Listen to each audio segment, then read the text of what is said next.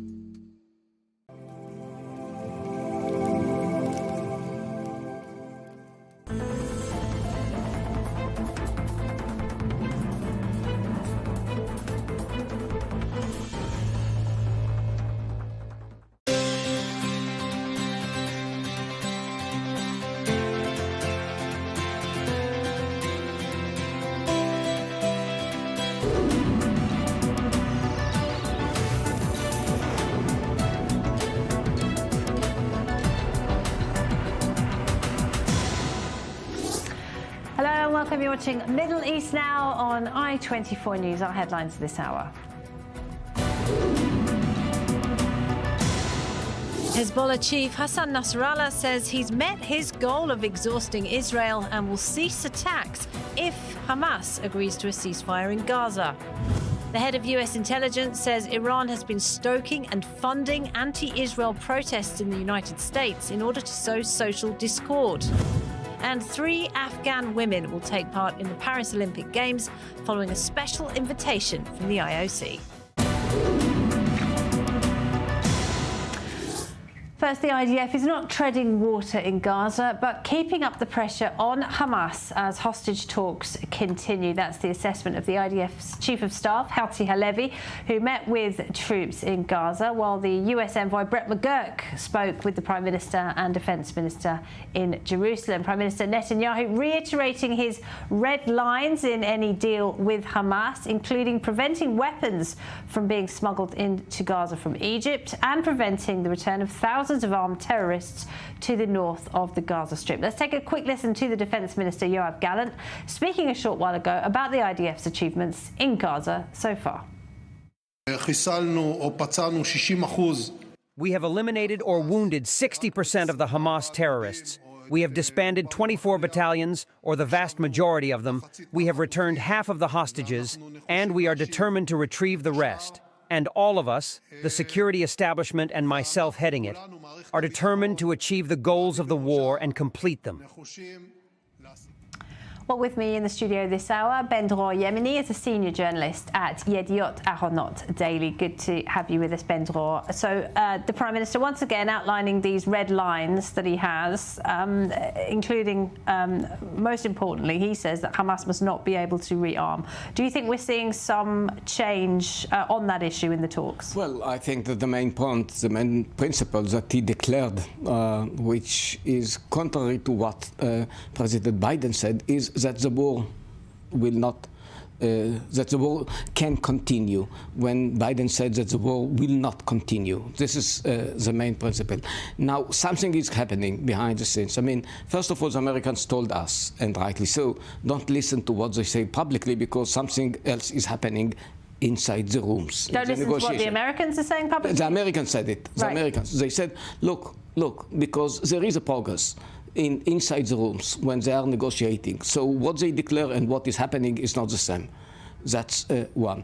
Second point that we should pay attention to is about Rafah, because something is happening about Rafah. There is a kind of some signs which are saying that Israel is not going to stay in Rafah, just as the Hamas is asking. Instead of military presence in Gaza, there will be a kind of first Egypt that is promising, but promising is not enough. And the second thing is that there will be some other measures, like electronic measures, like whatever. But they are looking for a solution. And the meaning is that there is a progress. What about the main point? Will the war end, as the Hamas is asking, and contrary to what Netanyahu said? This is the main question yet to be resolved. I don't know what is the answer. We have to wait. And of course, the other major issue is how many hostages will be released and when, over what time frame, and whether Israel will, as you say, give up control of the Rafah crossing, the Philadelphia corridor, and the Netzarim corridor, which divides the Gaza Strip. The timeline for the hostages is something which is solvable. I mean, they will solve it.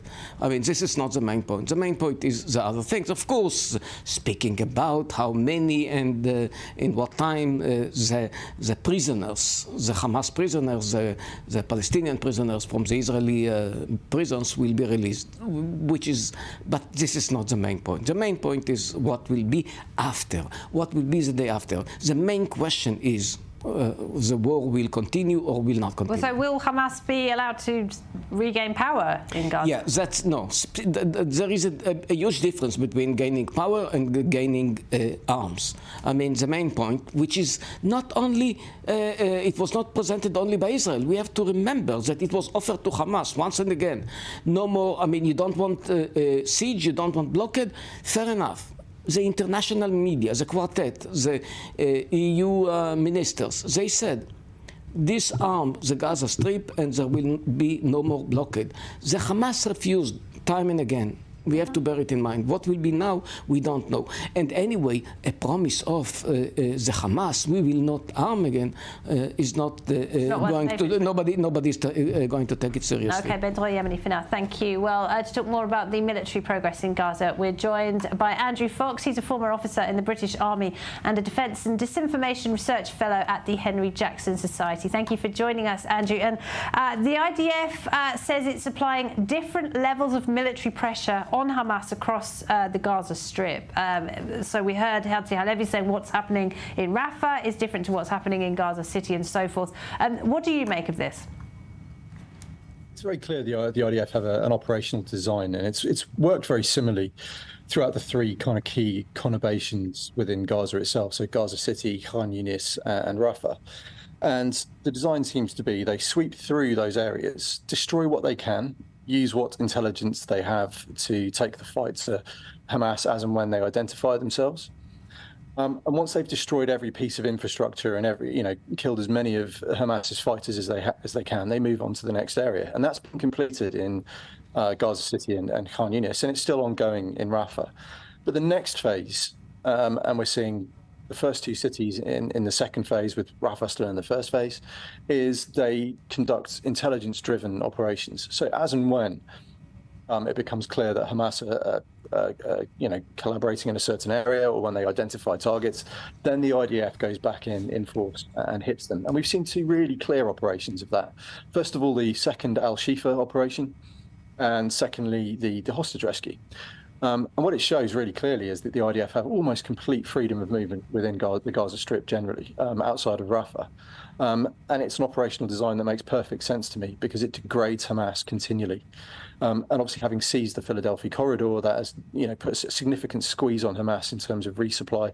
And essentially, to put it into blunt terms, they're keeping their boots on Hamas's throat.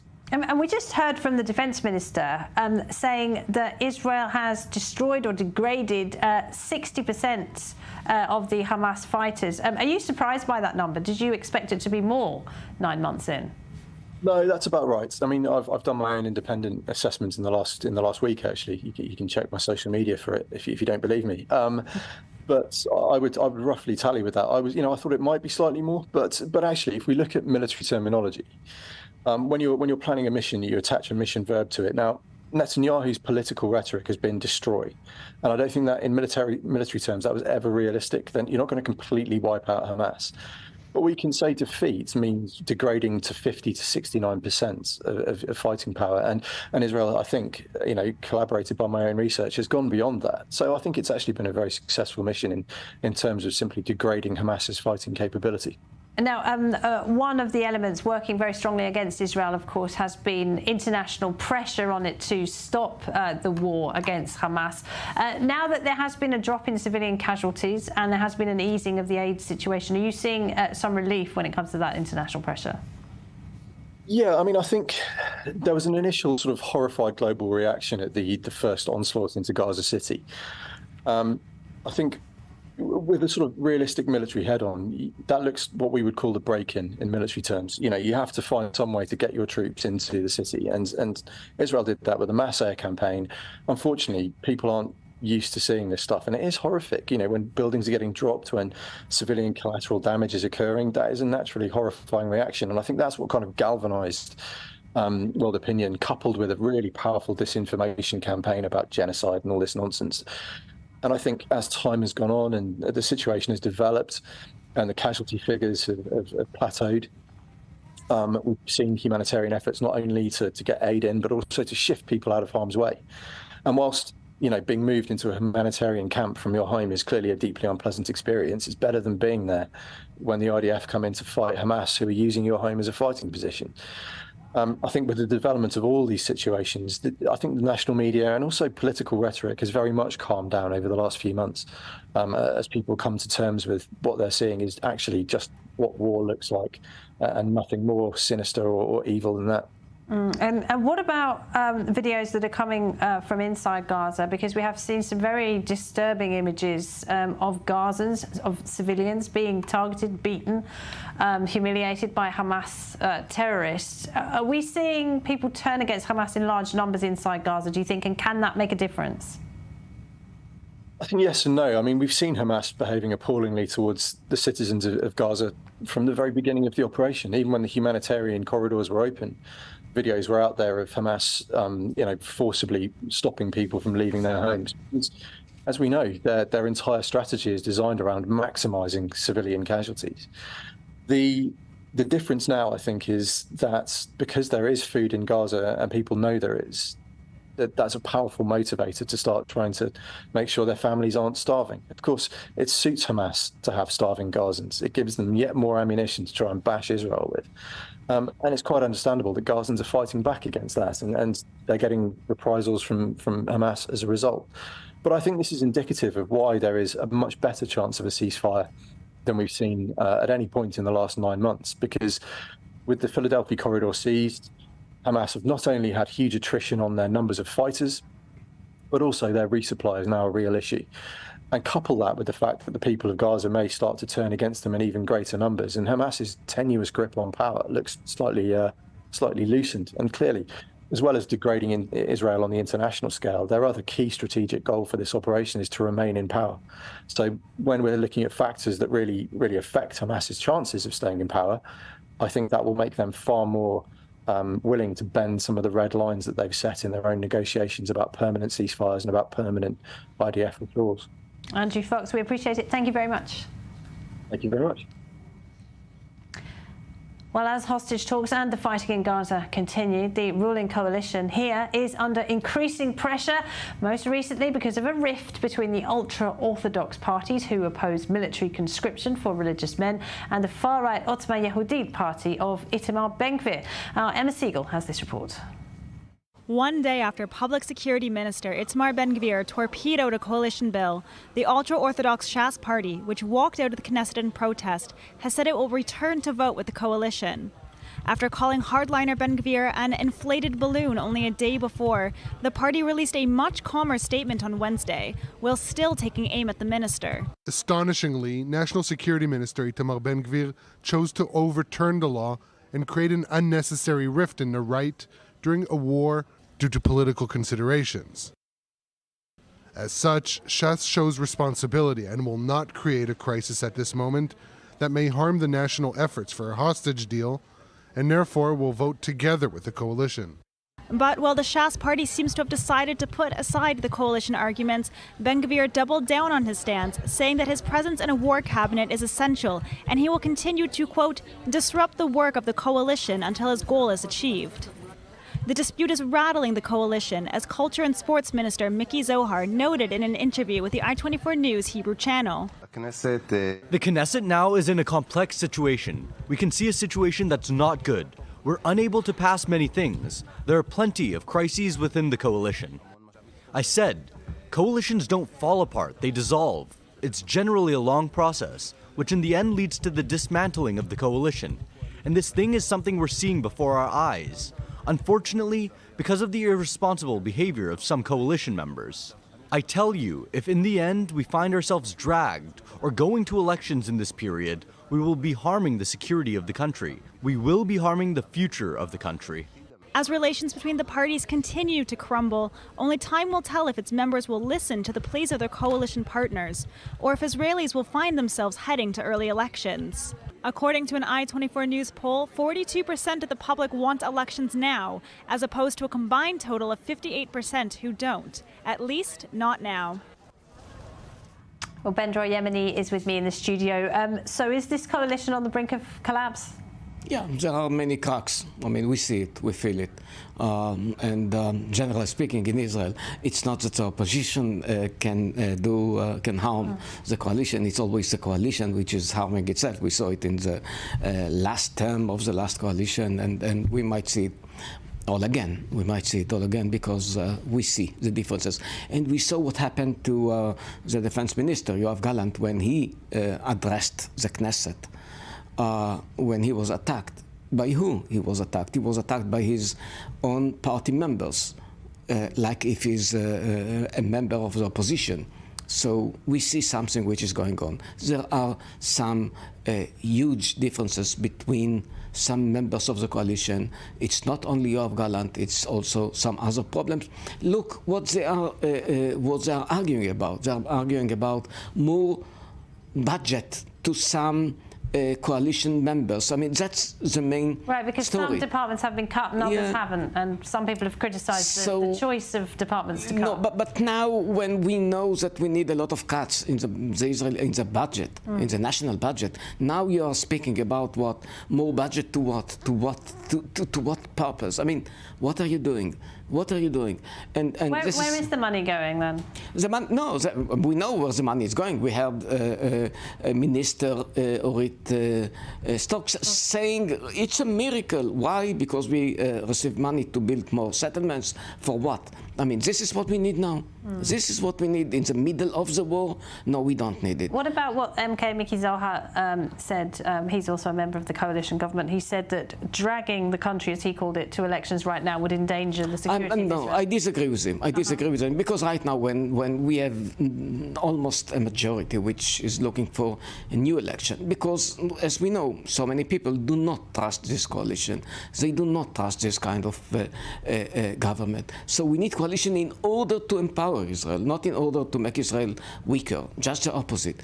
Yes, we need an election. No, it's not good to have election in the middle of a war. How would it work logistically with the reservists and everything that's going on? It can happen. It happened before. We had this kind of local elections, municipal elections, just a few months ago. It can be carried out. Israel knows exactly how to do it. It can be done. It will make Israel stronger. We need a strong government. No, we don't have it right now. I mean, yes, we have a problem with the Hamas, and many people in the world do not understand. Hamas is part of the global jihad, and the global jihad is destructive wherever they are. Nothing to do with the Israeli-Palestinian conflict. We have to bear it in mind. But in order to convince the world, we need to be stronger. And right now, we are not stronger. Okay, for now, Bendra Yemeni, thank you. Well, the head of the Iranian-backed Lebanese terrorist group Hezbollah says he will cease his attacks on Israel if Hamas agrees to a ceasefire in the south. Hassan Nasrallah made a speech earlier. He says his group has met its goals of exhausting Israel. Take a listen. We have been exhausting the enemy and its military capabilities, physically, materially, financially, and mentally. And this continues even now. Through this continuous exhaustion and pressure, we are succeeding to occupy a significant part of the enemy's forces and capabilities, forcing it to divert focus from Gaza. And we are forcing the enemy to understand that a ceasefire in the north is tied to a ceasefire in Gaza. If it wants quiet in the north, it must end its aggression in Gaza.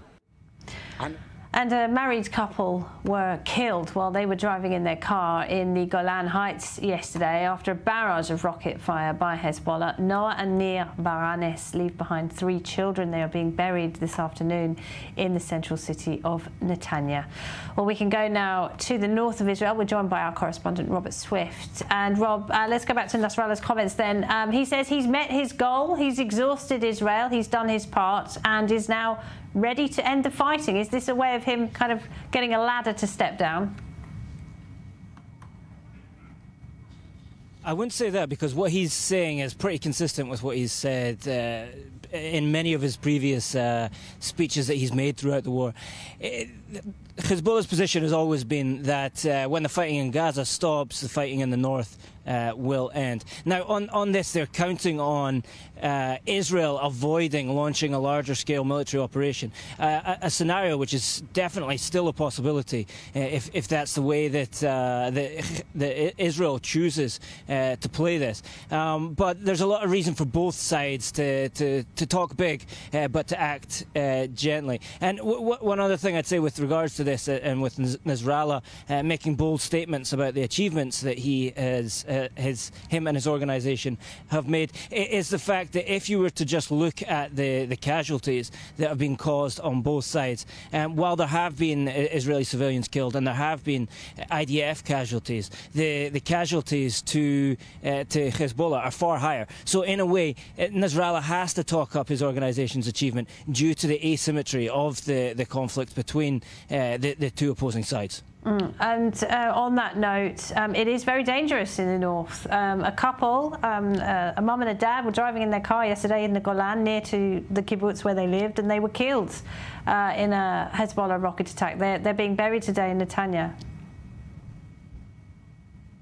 Yeah, that's right. A statement from the IDF a little bit earlier today said that the reason that that rocket was able to strike the vehicle was that they were driving through what to the Iron Dome system is identified as an open area. The IDF don't have enough interceptor missiles to fire at every single rocket that crosses the border, so it prioritises those heading towards populated areas. Unfortunately for Noah and Nir, they were travelling between populated areas. They were in an open area, and so no interception was made. But they do leave behind 3 children, 2 in their teens and an 18-year-old child. They were residents of the Golan Heights, an area which has seen a lot of a reduction in the tourism, which makes up a large part of the industry and the economy in that part of the country, and which both of them were involved in. Yeah, Rob, thank you very much. Robert Swift there. All right, well, Ben Yemeni's with me in the studio. Tragic event yesterday, of course, that couple killed in a Hezbollah attack. I just want to ask you about comments made by Benny Gantz.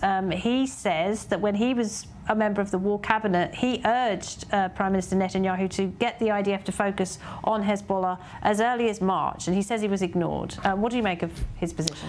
Well, he was part of the cabinet, so I'm not sure. Maybe he suggested something of that kind, but I'm not sure. Even if he suggested it, that he was right, because I mean we have a problem. Yes, we have 2 fronts. We have to admit it, but I'm not sure that to open a new front and to actually widen the northern front will be or could be the best thing.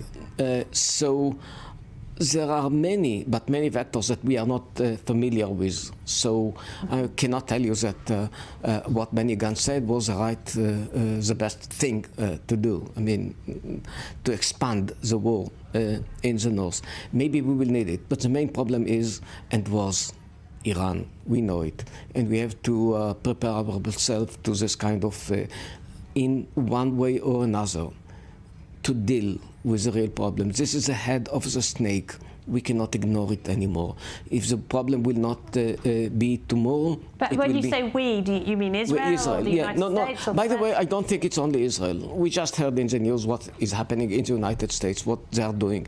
They are actually allocating money to what? To demonstrations against Israel? Actually, to demonstration against the United States, against the West. I mean, it's not a problem with Israel. Many times people think or pretend that, well, if the Israeli-Palestinian problem will be solved, everything will be solved. No, it's not. The jihad is not looking for Palestine. Listen to what they say, and we ignore many times what they say. And they say our main story is not, our main goal is not Palestine. We are speaking about Andalusia, we are speaking about the Vatican, we are speaking about the two Americas. I'm quoting now. We cannot ignore it anymore. So if someone thinks in the West that, okay, we will solve the problem with Israel, everything will be okay. No, it's not. You have a problem. We see what Iran is doing in your place. We see what Qatar is doing in your countries. Yeah, it's a cart before the horse situation, isn't it? Ben Yemeni, thank you very much. Thank you for having me. Now, more than 9 months after the October 7 attacks, the IDF admits it failed utterly to protect the people of Kibbutz Beeri, one of Israel's worst-hit communities. For survivors and the families of the hostages still being held, that admission is an important step forward. Yinon Shalom Itach has this report. For the first time, the IDF is acknowledging the obvious, that it failed to defend Kibbutz Beeri on October 7th. IDF Chief of Staff Herzi Halevi has received the findings of the first military inquiry into the events of October 7th. Choosing Kibbutz Beeri for the first inquiry is perhaps symbolic. It was the hardest hit community on October 7th, with 126 people, including 16 IDF soldiers, killed. The fierce fighting there began with the invasion of more than 100 terrorists into the kibbutz, continued with a brutal massacre until the arrival of the forces, and ended with intense battles, which continued in the following days. Police, Shiraz speaking. Hi Shiraz, this is Yasmin. I'm in Kibbutz Beeri, in the same house with 50 other hostages and some Palestinian guys. They want to release us, the hostages, and they want to live here peacefully. Among the heroic battles, the IDF is also investigating the incident at the home of Pessi Cohen. An IDF commander ordered a tank to fire at the home where Hamas terrorists were holding 14 hostages. 13 of the hostages were killed in the intense fighting. The incident has become a symbol of the impossible decisions on that Black Saturday, including the conclusions and repercussions for senior officers like Barak Hiram, who commanded the battle. Suddenly, a terrible boom, and I can't move my legs. I say to Dushi, my husband, I think I've been hit. And then there was a second boom, and I see a hole in Dushi's main artery. I take my thumb and make a tourniquet, because what else can I do? The investigation submitted earlier this week for the first time formulates recommendations moving forward. It will later be forwarded to the 23 families of the victims in Beeri, from there to the Beeri community, and finally, it will be presented to the public on the IDF's website. It's the first inquiry out of more than 40 regarding the events of October 7th, and it starts with one unequivocal conclusion that the IDF can state even before it is released to the public.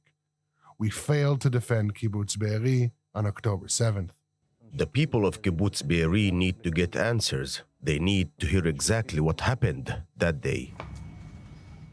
Time for a break. Stay with us.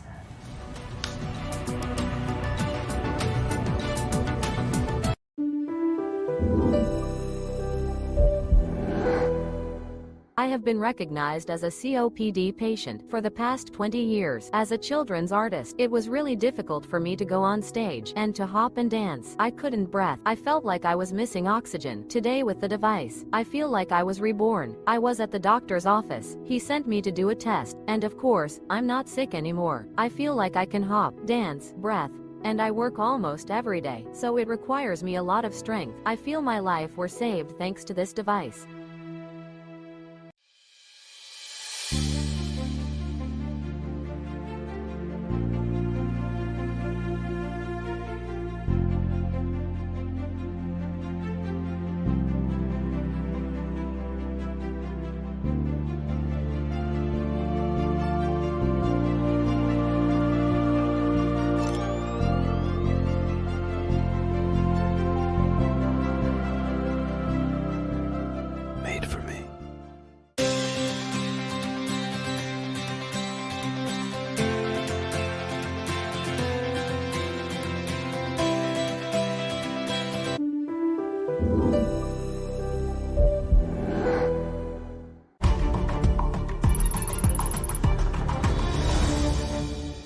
This broadcast is brought to you by Israel Bonds, the most direct and impactful way to support Israel. Invest now at israelbonds.com.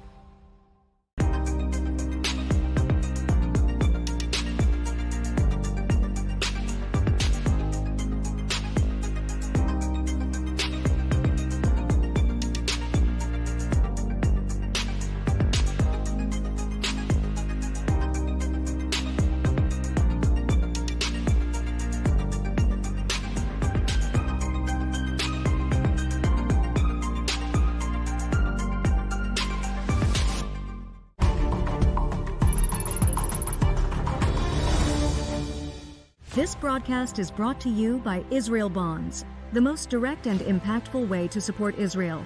Invest now at israelbonds.com.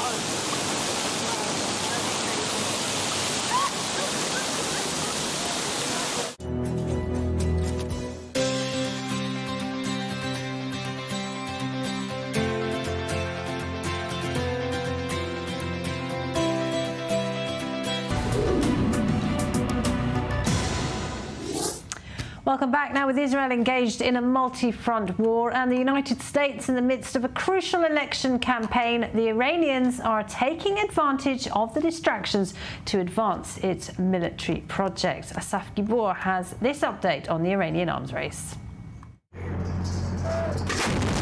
Israel is waging war on 7 fronts, and Iran is taking advantage of the timing to advance its own military projects. Satellite images reveal expansion work at 2 Iranian ballistic missile production facilities. At the Khojir and Modaraz missile complexes near Tehran, more than 30 new buildings have emerged, along with large mounds of earth intended to protect them from explosive materials. Unnamed Iranian officials confirmed to Reuters that the site expansions aim to accelerate ballistic missile productions and increase Iran's stockpile. They use the regime's missile program primarily to enhance deterrence. Secondly, they use the missiles as tools to increase Iran's influence in the region. These works began earlier this year, suggesting Iran plans to divert Israeli attention to war with proxy organizations like Hezbollah and Hamas, while they have an industrial quiet for missile production. If we were not at war, the Iranians would not dare to attack the state of Israel, as they did with 330 UAVs and missiles. The UAV attack that Iran launched in April in response to the assassination of senior Revolutionary Guards officer Mohammad Reza Zahedi showcased only a small part of Iran's capabilities. According to estimates, Iran's missile arsenal is the largest in the Middle East and includes rockets designed to carry both conventional and nuclear warheads. Today, Iran has thousands of ballistic missiles of different ranges, with an excellent production rate, with industries of quality, and it is certainly a country that requires global attention due to its power. In response to Iranian offensive capabilities, Israel is trying to set up an advanced defense and create the world's most innovative systems. In this context, Israel is one of the more protected countries. It's been developing defense over the past decades through its defense industries and has actually created a unique global multi-layered fabric that ensures maximum efficiency for it. But it's important to note that this is not necessarily hermetic. The Iranians hope that the new president, Masoud Pezeshkian, will bring change.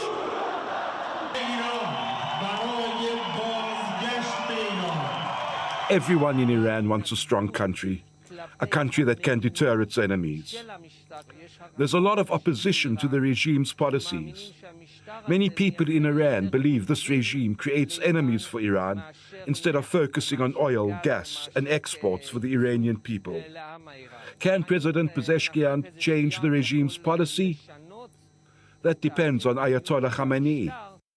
Meanwhile, Israel is trying to find security solutions to deal with the Iranian military development that continues its nuclear and ballistic capabilities development program. We fear Iran, but we forget that our army is bigger and stronger than the Iranian army.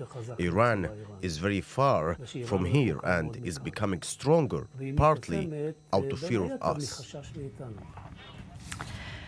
Meanwhile, the head of US intelligence says that Iran is stoking and in some cases funding anti-Israel, pro-Palestinian protests in an attempt to sow discord in American society. Avril Haines wrote that actors tied to the Iranian government were actively trying to take advantage of the protests and were in some cases posing as activists online. To talk more about that, we're joined now by Kaveh Shahrouz, a lawyer and senior fellow at the Macdonald-Laurier Institute. Thank you for being with us, Kaveh. Great to see you again. So tell us, what does this tell us about the extent of how organised the Iranian regime is when it comes to stirring up protests in a country like the United States? Good to be with you, Laura. I think for those of us that observe Iran closely, it probably doesn't tell us all that much that's new. We know for a fact that Iran has a strong, what they call a cyber army. They're very engaged online. They're very committed to creating chaos in the discourse in the West. We know that Iran's regime is an anti-Semitic one and that wants to vilify Israel and wants to weaken Israel. So these two things come together. And it's totally to be expected that Iran would be behind a lot of the protests, behind, funding it, organizing it, and creating this kind of chaos in the West. And is this something the regime has been developing over time and investing resources in? Clearly social media has played an important role. Absolutely. Iran's regime, like a lot of other dictatorial regimes, like Russia's, like China's, has devoted a lot of time and energy to figuring out the pressure points and the weak points in the West, the discourses of the West. They've played a role in the past in creating this kind of divisive rhetoric in the West. Russia did it in the U.S. Iran has been responsible for some of this with respect to COVID, with respect to race issues, just basically any hot button issue in the West. Iran has been behind further polarization, and this is yet another example of it. And we can see, can't we, from recent election results in Europe, just how divided democracies are right now. Is something similar happening in Canada? Absolutely. Canada, like much of the West, is a very divided society. People are retreating to their ideological side. People are becoming more and more extreme in their views. And I think a lot of that is aided by social media, and a lot of that is aided by the fact that you've got these malign foreign actors that are putting more and more pressure on issues that are contentious. So the Israel issue, for example, is really a key one. We've seen massive protests here. We've seen encampments at universities. And a lot of this, regrettably, is not organic. As we're learning from the U.S., some of it is funded by outside actors. Well, now that the U.S. has belatedly made this public statement, are you confident that the authorities will be able to get a handle on the problem? Regrettably, I don't think they're going to necessarily be able to solve this problem. I'm very glad that authorities are finally taking notice of it. The problem, though, is how do you actually handle this? It requires the government and intelligence agencies working with tech companies, working with civil society groups to try to rid social media and other groups or other platforms of these foreign actors. And it's an incredibly difficult task to do. You shut down one account, another one opens up. So I think we need more media literacy. We need more education. We need news like the kind you're broadcasting right now for people to be aware of what these foreign actors are doing. But I think combating it is going to be incredibly difficult. Kaveh Shahrouz, thank you very much indeed. Thank you. Now, for the first time in 12 years, a Syrian Airlines flight has landed in Riyadh. Syria's national carrier is resuming a once busy route to Saudi Arabia. It's all part of the ongoing rehabilitation of Syria's President Bashar al-Assad in the Arab world. Well, to talk more about that, I'm joined in the studio by our Middle East correspondent, Ariel Asran. Thanks for being with us, Ariel. So flights were suspended, of course, following the outbreak of the civil war in Syria and Assad's brutal crackdown on his own people. It seems that is now a change policy in Saudi Arabia. Right. So these aren't the first flights to originate from Syria to land in Riyadh. We saw that during the month of the Hajj. but now, after that was completed, the flights have been resumed following an agreement between. They've made it a the permanent. sides. This is now permanent, right. yes. And I think it's interesting because it highlights the reintegration of Syria in the Arab fold. It started a few years ago with the UAE and Jordan re-establishing ties that were cut with Syria following the civil war in 2011. But I think last year really marked the watershed line when the Arab League reinstated Syria, kind of bringing it back into the Arab fold. Saudi Arabia, seeing this, trying to also increase its sway in the area, but also try to disconnect Syria from the Iranian axis. That's one of the causes. And that's failed, so they've just decided to embrace Assad. Well, I think this is one of the reasons why Saudi Arabia is doing this, is edging closer to Syria. In general, the Arab League, Arab countries realize that Assad is not going to lose, he's going to stay in power, so they need to accept this reality.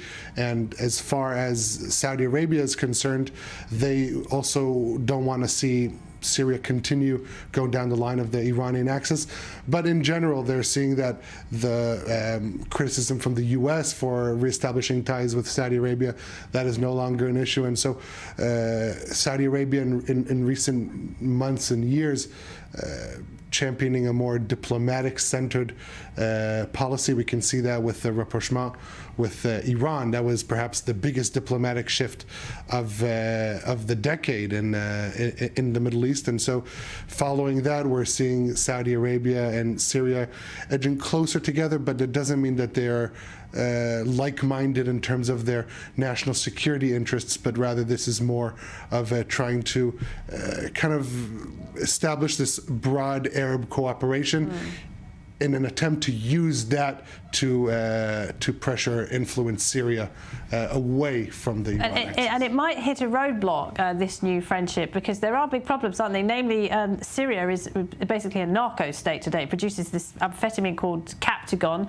which is being flooded into Saudi Arabia and other wealthy Gulf states, also into Jordan. I'm wondering if they've got any guarantees from Assad on that. So I think it's actually the other way around. They're trying to thaw ties in order to increase their sway over Syria on issues like that. Because as you described, there are a lot of different issues regarding Syria that are of interest in Riyadh for Saudi Arabia. That's one of the issues. They saw that after 12 years of disconnecting and not having any relations with Syria, that didn't help them affect what's going on. They're trying to see if the other way, the flip side of that, of trying to reestablish diplomatic ties, if that will help them get any sway in Damascus. All right, Ariel, thank you very much. Ariel Ossaran there.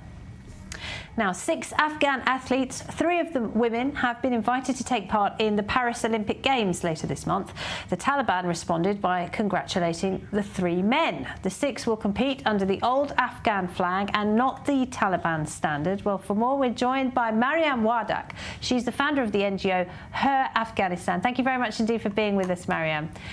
So, good to have you. Do you think that the IOC got the balance right here? Because we will now have Afghan athletes, including 3 women, participating in the Olympic Games, but neither the Taliban nor their flag will be present.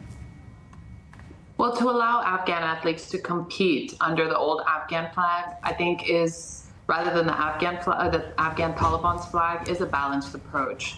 It enables the athletes to participate while not endorsing the current regime, which continues to impose restrictions on women. Now, tell us a bit about sprinter Kimya Yosefi. She's a huge star from Afghanistan, isn't she? I think this will be her 3rd Olympic Games. Tell us, how does she embody the hopes, the aspirations of Afghan women? Well, I think she's a symbol of resilience and hope for Afghan women. And as a sprinter, she participates and represents a defiance against the oppressive conditions that many of the women are facing in Afghanistan today. So I believe that she embodies the aspiration in countless Afghan women who yearn for freedom and the right to pursue their dreams as she does. It would be wonderful if she won a medal. What would that mean to the people of Afghanistan? Well, I'm hoping that it's going to put some pressure on the Afghan Taliban to be able to recognize Afghan women and to allow them to participate in the society as Afghan women should. What do you make of the response from the Taliban? They congratulated the three men, and they said they couldn't understand why women were taking part because women are not allowed to participate in sports in Afghanistan. Do you think they're bothered about not being included? Do you think that they care? Well, I don't think that the Afghan Taliban really look into this as much, but I think that's because they are short-sighted and they don't realize how much of an effect that this could have on the population, on the greater population. I think that the Afghan Taliban, again, as I've mentioned in many of my interviews in the past, are using the women's card as their trump card at the end to be able to pressure that international community to be recognized. So demeaning or ignoring or not recognizing women in any role of participation across the spectrum is just their own way of trying to gain popularity. And they are gaining popularity. I mean, would we be speaking of the Taliban if they did not mention, if they did mention the Afghan women? We would not be. So this is their way of getting publicity. Well, on the flip side, are you hopeful that seeing these athletes compete at the Olympic Games will get the plight of Afghan women and girls back in the public consciousness? Because it has, of course, been knocked out of the headlines for a long time now. I'm hopeful for anything. When you look at Afghan women, whether they're activists, whether they're writers, whether they're actors, singers, or athletes, when they are out to show that they are here to prove something, as any woman in any nation is. However, that is not the real battle we're facing. It's a political battle. And when it comes to politics, it's so much grayer and intricate than one could oppose. But hopefully with viewers like yours, they realize that Afghan women should be at the forefront of developing their country and involved in their country, and some sort of policy change will take place. We wish Kimya and the rest of the team all the best. I just wanted to ask you about another story. Pakistan has indefinitely suspended its deportations of Afghans, including, of course, women, following some pressure from the UN. This will be a major relief, won't it, for many people? Absolutely. I think it offers a bit of a glimmer of hope, and I'm thankful for Pakistan for agreeing to this after the pressure that the UN had enforced on them. But I mean, there's a large number of Afghan refugees who fled the conditions of Afghanistan to be in Pakistan. And of course, it's a glimmer of hope and relief. And we hope that the conditions in Afghanistan will either ease in or better. If not, hopefully the world community will allow these Afghan refugees to resettle in their countries. Now, Mariam Wardak at Her Afghanistan, thank you very much. Now, how do you heal from severe trauma? Well, for the survivors of the Hamas massacre of October 7th, the journey towards recovery is a long and complicated process. But this week, an unlikely event is being held to bring at least some relief to those who are suffering. Our correspondent Natasha Kurchuk has this report.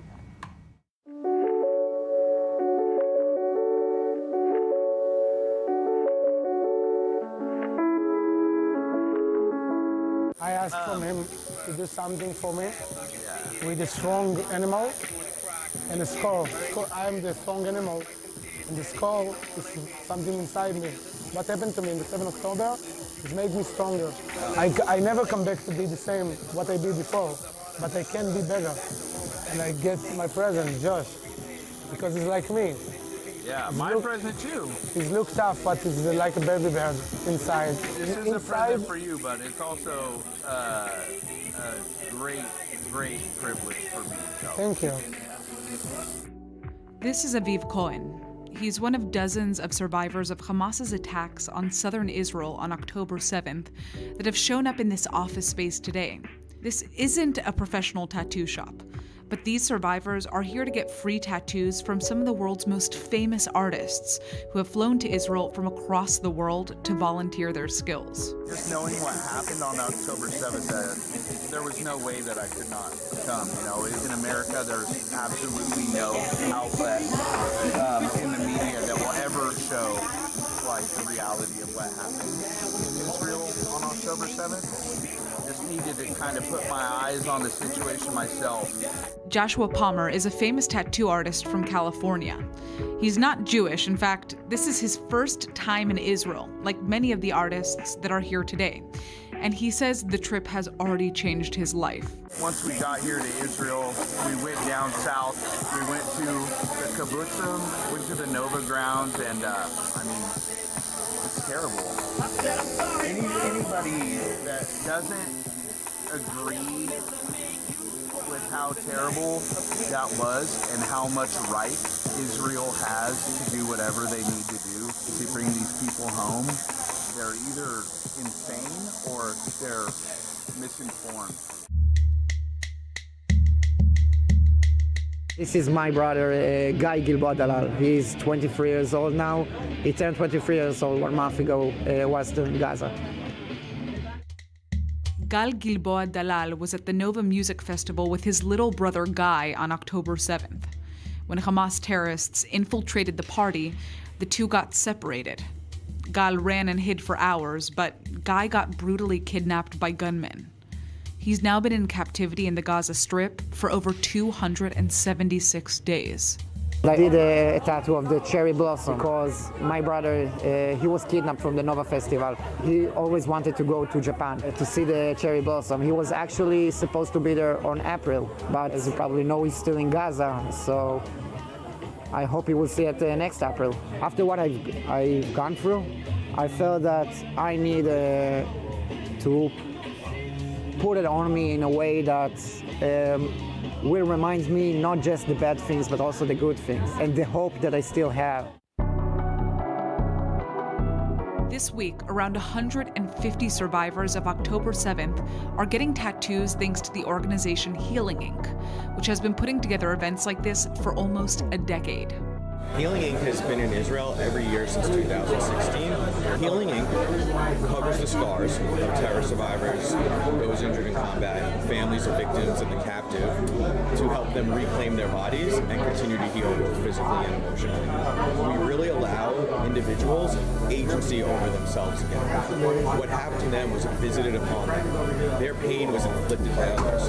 Now they're saying, this is my choice. I'm going to choose how my body looks. I'm going to choose the decisions I make for myself. My parents went to the Nova Festival, and when all the terror began, they started running away. Terrorists ran after them, and they arrived at the entrance of the village Yachini and entered a public bomb shelter. But my dad decided to come outside so that the terrorists would take him and wouldn't realize that my mom was still hiding inside. They dragged him inside the village and tried to make him knock on the doors on the different houses so people would open up and come out. But he didn't agree to do it, so they shot him. At the same time, my mom managed to escape. I'm getting a chain of flowers around my arm because when I was trying to get away from one of the terrorists, he hit me with the back of his gun, and I had a really big bruise and injury on my arm. So I decided that I want the place of the injury to bloom so that it won't be remembered as a place of sadness. I think a tattoo is forever. It will stay physically on me for the rest of my life. Unfortunately, my father will not be with me for my whole life, so at least I'll have this tattoo on me all the time. Well, thousands of soldiers are also trying to recover from their wounds. Many of them have suffered life-altering injuries, but one organisation trying to help them, introducing them to other soldiers who were hurt in past wars or terrorist attacks. Our Nicole Zedek has this report. On the crystal clear waters of Cyprus, some 200 Israeli soldiers are getting a much-needed break. It's time to relax, to correct everyone, to breathe together and say, okay, let's be fun, and until we go back to the next rehab, the next level in the rehab. That's what we are doing here. While you can't tell from the carefree smiles and impeccable dance moves, each of these soldiers have suffered life-changing injuries. But I needed to learn how to walk again, needed to learn how to use my right arm, how to write, how to cut with scissors. How to live with a serious injury, something everyone on this trip can relate to. And that's a major goal of the organization, Belev Echad, One Heart in English. I think together they can teach each other what is the meaning to be soldier that got injured, and to ask everyone questions and to answer each other. The organization has been in place for years, but this year, the need has more than doubled.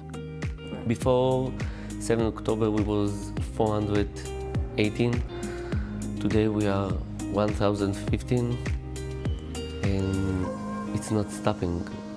We all the time going to the hospital to see more and more soldiers that come from the battle. Newly injured soldiers are able to see a path forward from those who understand their injuries best. In my room, I was with 3 people, one injured in 2017, one in 2015, in 2018, and not all wars. Some in accidents in training, some are in arrests in Judah and Samaria. And you get to see really the differences between this generation, so 3 years apart, but this generation of wooden soldiers from this war and other wars. People like Ophir, who was injured in 2022 on his way to his base in the Jordan Valley. On our way, 5 terrorists ambushed us. They tried to ignite the bus with gasoline. When it didn't work, they started shooting. I sat in front and I got shot 3 times. When I was injured, I thought I'm special. I thought I'm the only one that goes through those things, and I felt desperate. Until he was introduced to Belev Echad. Really, there's so much to say about Belev Echad, but they helped me in a way that no one else did. They saw me when no one else did, and I believe so many other soldiers feel the same. They changed my life. Now he's helping others through the healing process. It's meaningful when I see the new soldiers that arrive, the new wounded soldiers, and when I get to help them or explain the process and encourage them to do what they need to do. So it's the most meaningful thing that I can do, and I also help for myself. We're all young, we're all wounded soldiers, we all went through trauma, through difficult times, and we're basically here for each other. So it doesn't matter if you wanted in 2006 in Lebanon, or in 2014 in Gaza, or 2024 in Gaza. Great initiative, helping those soldiers get some much needed R&R. Well, that's it from me. Do stay with us on I24 News. Benita Levine is up next with The Rundown. Good night.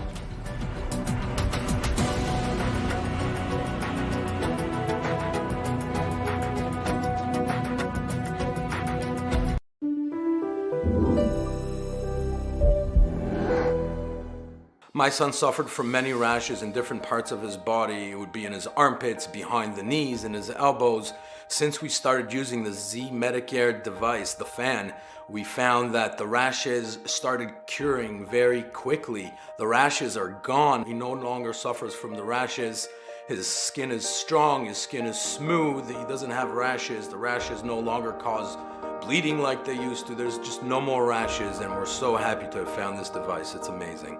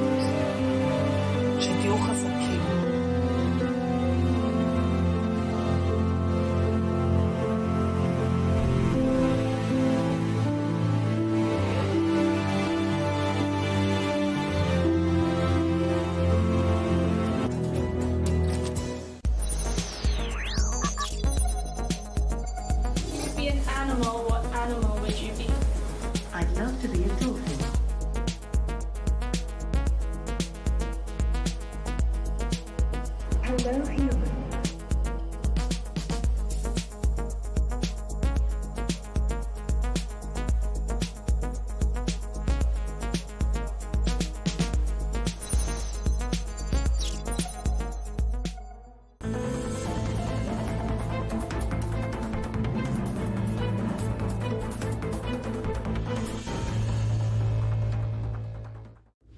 new voice is about to be heard. אתם צופים בערוץ החדשות I24 News. I24 News launches its fourth channel in Hebrew, broadcasting 24 hours a day, 7 days a week.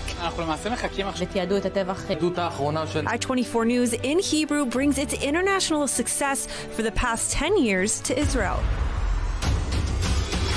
Real-time news, sharp analyses, and passionate debates on the burning issues shaping Israeli society and the entire Middle East. And for you, English-speaking viewers, I24 News offers a unique, immersive experience.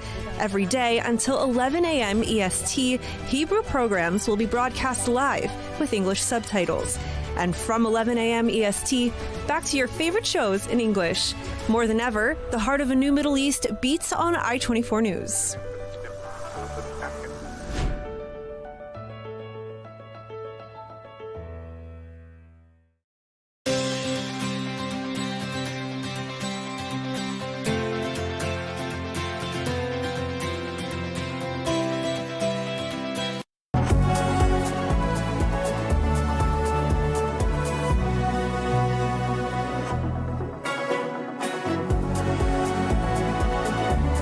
Today's program, heartbreak for an Israeli family as 3 teenagers attend the funeral of their parents who were killed when their car was hit by a rocket in the Golan Heights overnight. And Hezbollah rocket fire continues on this day. The terror group launches yet another barrage at the Upper Galilee. We bring you updates on the ground and speak to a security expert. Cautious optimism around a possible deal more than 9 months into the war. Israel's negotiating team touches down in Qatar as Mossad chief David Barnea and Shin Bet head Ronen Bar meet with American, Egyptian and Qatari officials in Doha. We speak to the brother of one of the hostages still held captive in Gaza. And we take a deeper look at the disturbing uptick in anti-Semitism in many parts of the world and online since October 7th. Israel's special envoy for combating anti-Semitism, Michal Kotler-Wunsch, joins us in studio.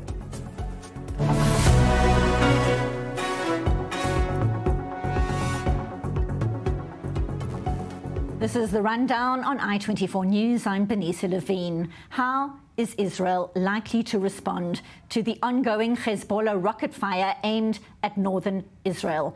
Day 278 of the war, a war started by Hamas on the 7th of October.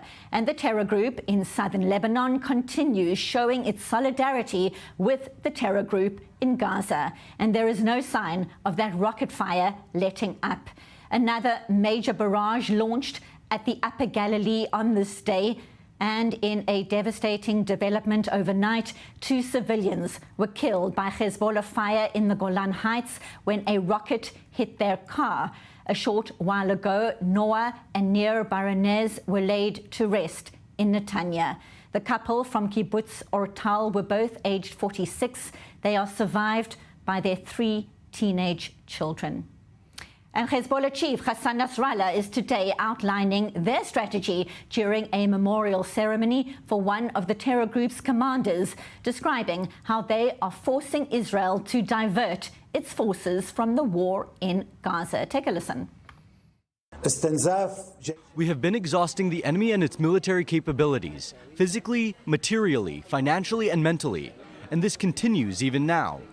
Through this continuous exhaustion and pressure, we are succeeding to occupy a significant part of the enemy's forces and capabilities, forcing it to divert focus from Gaza.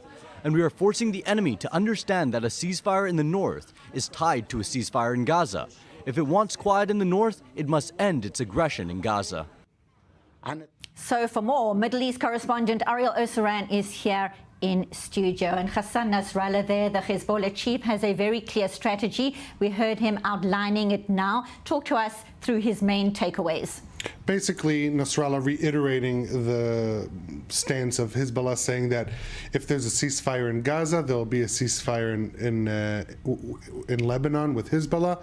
Obviously, that's not something that suffices Israel. Israel will need diplomatic assurances or guarantees that Hezbollah's forces will be moved away from the border. That's what the negotiations, indirect negotiations, are currently discussing, but that's not really what Nasrallah was aiming at. He was trying to show that Israel's failure to reach a decisive victory in Gaza, let alone in a small area of Rafah city in southern Gaza, that proves Israel's failure there, proves why it hasn't attacked Lebanon, why it hasn't attacked in other fronts, basically saying that the war in Gaza is eroding Israel's forces, and what Hezbollah is doing is exacerbating that by spreading Israel's forces thin and by preoccupying, diverting its attention, not only its capabilities, to Lebanon. Obviously, this is not real different from previous statements that we've heard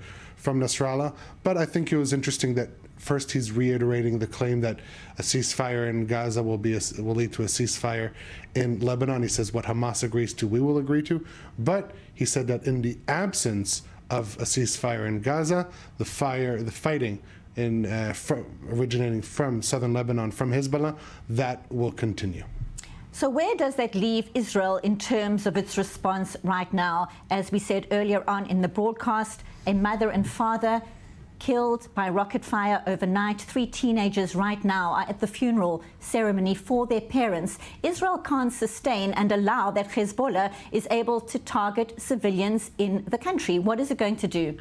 And that is when there's a current eviction notice in the north. There wasn't in the area where the couple who was killed was driving, and that's a security breach that the Israeli security establishment needs to find a solution for, because it can't have Israeli civilians driving freely and openly in roads that are being targeted by Hezbollah. And herein lies the main problem, that on the one hand, you have the range of fire only extending. Nasrallah saying with every killed commander we push our the distance of our rockets and drones further deeper into Israel, and this is happening while there's still the eviction notice. And according to the government, that ends, or the residents are expected to return by August 31st. And so, however, with the threat of Hezbollah on the border remaining, I'm not sure how many residents of the north will return, if at all. I doubt that date of August 31st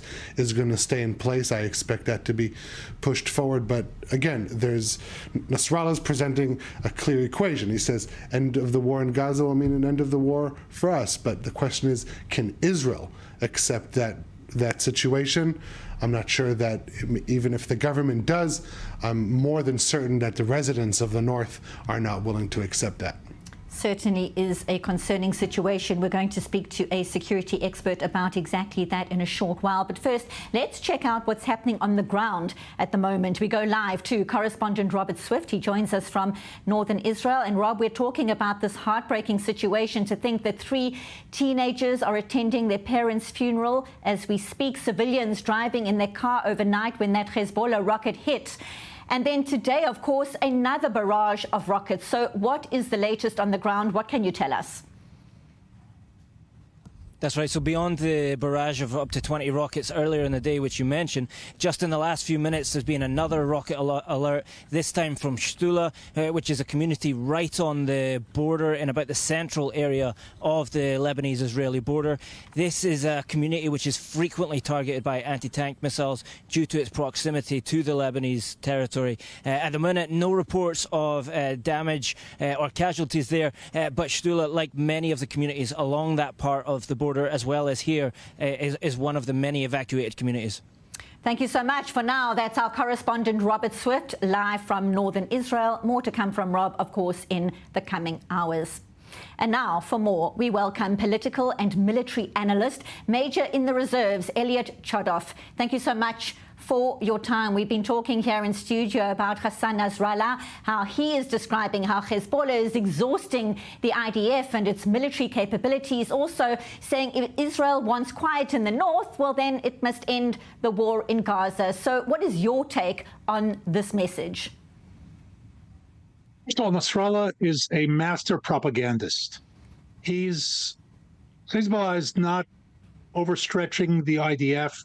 The IDF has chosen, or the government more correctly, has chosen not to respond heavily to Hezbollah for whatever reasons, political and military, not because of capability. And the IDF has fully developed plans, and I have to say frankly that these plans have been developed in one way or another for well over a decade, and they're updated regularly to go into Lebanon on the ground and engage and destroy Hezbollah. So the reasons for not going in are primarily political, and I don't say that critically. Ultimately, these decisions are political decisions, but not because of a military incapability. When Nasrallah says that a ceasefire in Gaza will bring a ceasefire in the north, he's, again, putting out his propaganda. He doesn't really care about Hamas. He's trying to score as many points as possible, and if the day after the ceasefire he has an excuse, which he certainly will, he'll go back to where he was. He believes that he can defeat Israel through attrition. He's wrong, but that's his belief. And in doing that, he's putting Israel in a position of not being able to back down. Last but not least, he made a statement recently, this afternoon, that he's basically defeated Israel, and Israel will be forced to make an agreement with him, and that will prove the defeat of Israel because Hezbollah has prevented Israel from launching a military operation against him. So a lot of propaganda, not a lot of that having to do with reality, but propaganda can become reality if Israel permits it to. And certainly, as we've been discussing here in studio, much concern the implications for the tens of thousands of residents of the north who have evacuated for many, many months now and are waiting to hear what will happen next. Stay with us, please, Major in the reserves. We've got more to unpack right now. In Qatar, the director of the CIA, Bill Burns, is meeting senior Qatari, Egyptian and Israeli officials in Doha in the hopes of closing remaining gaps in the framework Look forward to seeing you at 1 of o'clock. the Gaza hostage and ceasefire deal and moving to detailed negotiations. Before the meeting, the top U.S. Middle East advisor Brett McGurk meeting with Prime Minister Benjamin Netanyahu and Defense Minister Yoav Gallant in Israel as mediators press all relevant parties to close the deal, which could secure the release of 120 hostages and see an end to the 9-month war in Gaza. More in this report by our Middle East correspondent, Ariel Osaran. With ceasefire and hostage release talks for Gaza at full steam, the White House's special Middle East envoy, Brett McGurk, is in Jerusalem on Wednesday, where he met with Prime Minister Netanyahu and Defense Minister Gallant. Netanyahu told the advisor Israel's committed to reaching a hostage deal as long as its red lines are upheld. We're standing firm on certain things, one of which is that we cannot agree in advance to end the war, which is something Israel is not willing to compromise on. If Hamas agrees to back down from this demand, I think there is a good chance for a deal, and it will pass in the government, and maybe we'll finally be able to see the hostages return home. McGurk's meetings come as Israel's negotiating team, headed by Mossad Chief Dedi Barnea, is in Doha for talks with the intelligence chiefs of Egypt, Qatar, and the United States. The four-way meeting aims to further discuss the deal, a day after Egyptian officials described Tuesday's talks in Cairo as showing agreement over many points. Look, we've been working this very, very hard, and there are still some gaps that remain in the two sides and the positions. But we wouldn't have sent a team over there if we didn't think that we had a shot here, and we're going to take every shot we can to see if we can't get this ceasefire deal in place. Meanwhile, Israel's Defense Minister Yoav Gallant told the Knesset that the IDF is scoring gains in Gaza. We have eliminated or wounded 60% of the Hamas terrorists. We have disbanded 24 battalions, or the vast majority of them. We have returned half of the hostages, and we are determined to retrieve the rest. And all of us, the security establishment and myself heading it, are determined to achieve the goals of the war and complete them. On the ground, Israeli forces continued to press their offensive in north and central Gaza, deepening their incursion into 2 Gaza City districts, carrying out house-to-house searches. In the end, this reduces the capabilities of Hamas, allows us to move forward with the achievements, allows us to realize a very important task. Apply pressure, we will not stop, also to return the hostages. But these achievements continue to come at a price. 2 soldiers were critically wounded in battle on the central Gaza Strip, hours after the IDF announced the death of Sergeant First Class Talat, age 21, of the Maglan Commando Unit. Lat was killed on Tuesday afternoon in a Hamas-claimed sniper attack in the Tel El-Hawa neighborhood of Gaza City, raising the death toll of IDF soldiers in the ground offensive in Gaza to 327. Still in studio, Middle East correspondent Ariel Osseran, and we heard in that report Yoav Gallant saying that the Israeli war goals will be achieved. Some of those goals involve getting all the hostages safely back home. We know the meetings are underway in Doha. At the same time, military action continues inside Gaza. Indeed, the fighting on the ground continues, and the meetings in the different mediation rooms, they're continuing in full speed. Yesterday there were talks in Cairo. Over the weekend there were talks in Qatar. Today again there are talks in Doha, and tomorrow the talks are returning to Cairo. So you really see a flurry of meetings trying to find some breakthrough in the negotiations, and a potential breakthrough has arisen as Hamas appears to have put aside its demand for a complete end of the war. At the first phase of the negotiation. We're talking about 3 phases of this deal. So the first phase, according to the wording of it, is 42 days of ceasefire. They want a commitment with international guarantees that Israel won't be able to restart the war once that is completed, or if they, Hamas, violate the agreement. But as you say, this takes place as the fighting in Gaza continues. The IDF's latest statement describing the fighting in the Shaja'iyah neighborhood, that's in the east part of the Gaza Strip of Gaza City, and this is basically an announcement of the completion of the operation, because Gazans in that neighborhood are releasing images over the past few hours announcing the complete withdrawal of Israeli forces from the area, also showing widespread destruction that was left in their wake. But this is one example of an area that the IDF has operated before, left, come back following pinpoint intelligence, and then operating there for a limited amount of time, 3, 4, 5 days, and then leaving. This is what the IDF has been doing all over the Gaza Strip, except for Rafah, which is a more intense ongoing operation. But if we're moving forward regarding the fighting in Gaza, once the operation in Rafah is complete, what we're seeing now in different areas of the Gaza Strip, that is expected to continue. That's what's called the West Bank model of operations. However, if there is a ceasefire in place and Israel adheres to it, it complicates the ability of Israel to continue these pinpoint operations, and so it appears that the IDF is trying to exert as much as it can to gain as many achievements as they can on the battlefield before a diplomatic agreement limits its capabilities to fight in the near future. And I want to bring in Major in the Reserves, Elliot Chadov, once again on that very point. Your take on the military pressure underway as we speak inside the Gaza Strip. At the same time, in Doha, talks are underway. Ostensibly, progress will be made, hopefully, for some kind of deal that would see the hostages come home and some kind of ceasefire. Your take?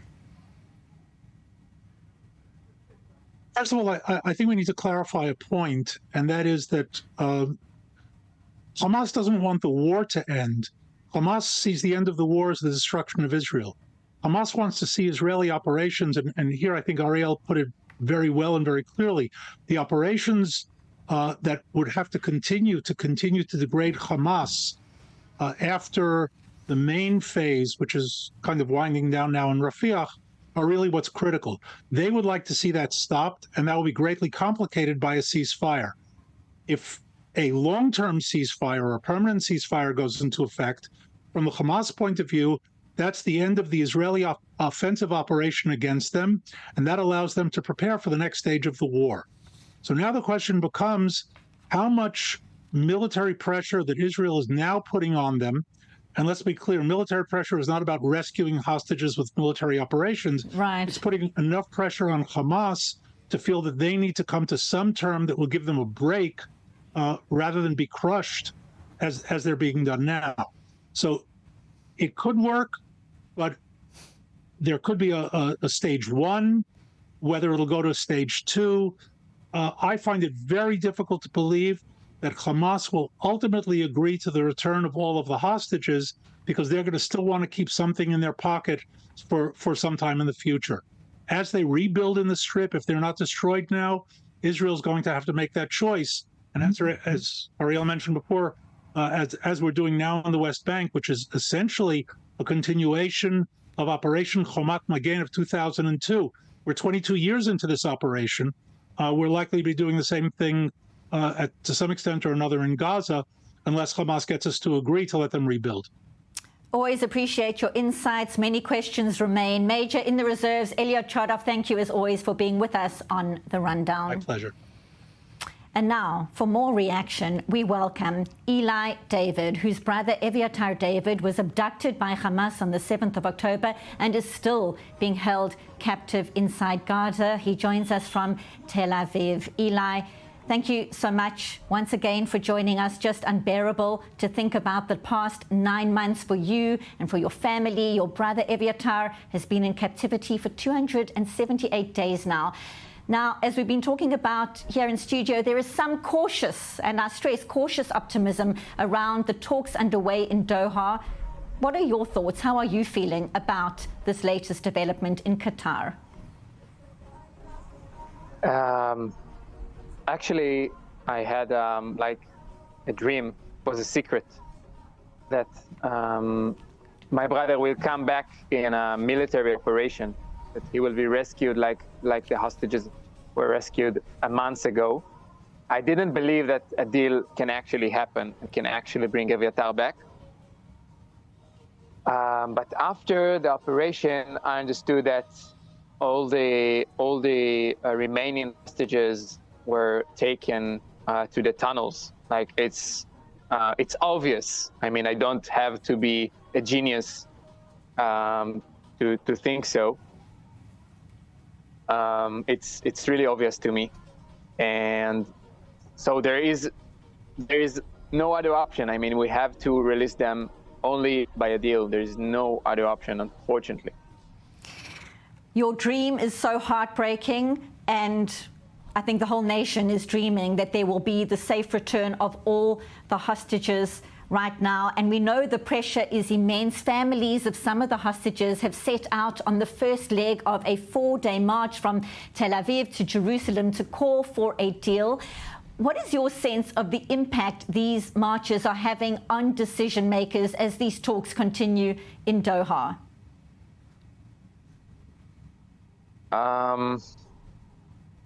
Actually, I don't think it necessarily helps. It's hard to know what is what right now will help us. I think that we need to apply more pressure on Hamas, more pressure on the Qataris, on the Egyptians, on all of the mediators that take part in the negotiations. I think that the world community has to put much more pressure on terror, on Hamas.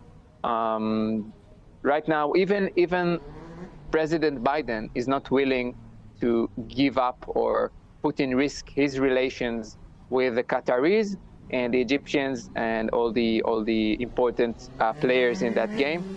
And I think that when the strongest nation on the world is not willing to give up those connections, the relations, then it signals terror to keep going. So it doesn't matter how many marches, how many rallies, how many protests we'll do here in Israel. It doesn't matter. If there is not enough pressure on the other side, we can shout and cry all day. We do nothing. It's so heartbreaking, and as you say, now the major players are all meeting. One hopes that there is sufficient pressure on all involved to reach some kind of a deal, but that deal centers around a three-stage deal. Young men like Eviatar, who turned 23 in captivity, would be the last to be released. What is your sense or understanding of the urgency to make sure that all hostages are freed in a deal? I think, again, right now there's no other choice. The only choice is making a deal. And I really count on the people who are making this deal, the Israeli people that are doing that. I think that they are professionals. And I do count on them. I don't think I have any other choice. And again, it's as Ilya said before, it's hard to believe that Hamas will release actually all hostages because he wants the war to continue, because he wants to demolish the Israeli state. And we just need to keep up the hope and pray and keep pushing all the time, keep pushing the world community and the United States all the time to keep the negotiations going. We have to make sure that everybody understands that this war will end if the hostages will be back home. That's the equation. It all started with the hostages being taken from their homes, from a music festival, and it will all end with the hostages back at their homes, back with their families. No doubt about it. That's what everybody is hoping for. Briefly, we're looking at the pictures while we're speaking to you. You and your brother look so similar. We can see the bond you share in the pictures, even through the photographs. Tell us more about him, and if you can, about your relationship, your bond. It's obvious to see. Briefly, please. Eviatar, I think that his first love is music. He, since he's a teenager, he plays the guitar, and our connection, our language is music. Right. Every week we sit down and play music and sing together. Right. That's a family thing. And I really miss that. I think that what I miss the most to just play with Eviatar. And the first thing I will do is to when he will return, the first thing I'll do is probably giving him his guitar from his room. We so hope that you get to play music together again. The heart of the nation is with you. We hope for good news about Eviatar and all the hostages. Eli David, thank you as always for being with us on the Rundown on I24 News. Thank you. Thank you, Benny. Coming up on the Rundown, a disturbing uptick in anti-Semitism. Stay tuned.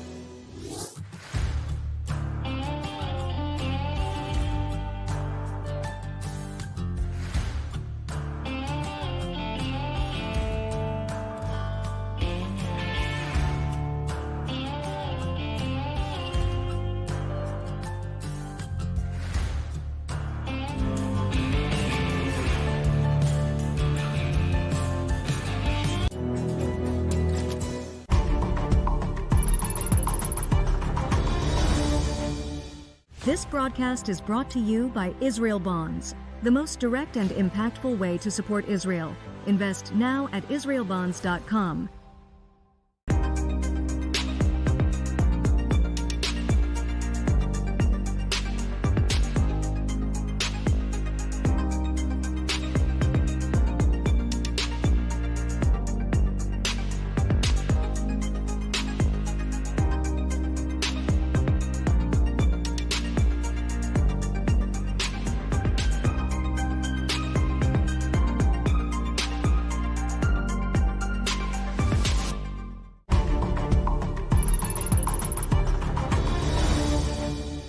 This broadcast is brought to you by Israel Bonds, the most direct and impactful way to support Israel.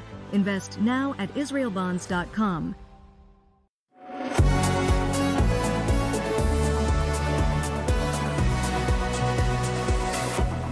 Welcome back to The Rundown. Our coverage continues. On to politics in Israel. The rifts between party members are growing as far-right National Security Minister Itamar Ben-Gvir vies for more power and says he will continue to disrupt the coalition's work until he gets what he's after. More in this report by our Emma Siegel.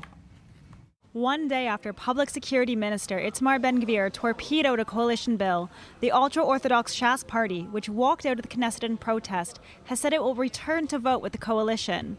After calling hardliner Ben-Gvir an inflated balloon only a day before, the party released a much calmer statement on Wednesday, while still taking aim at the minister. Astonishingly, National Security Minister Itamar Ben-Gvir chose to overturn the law and create an unnecessary rift in the right during a war due to political considerations.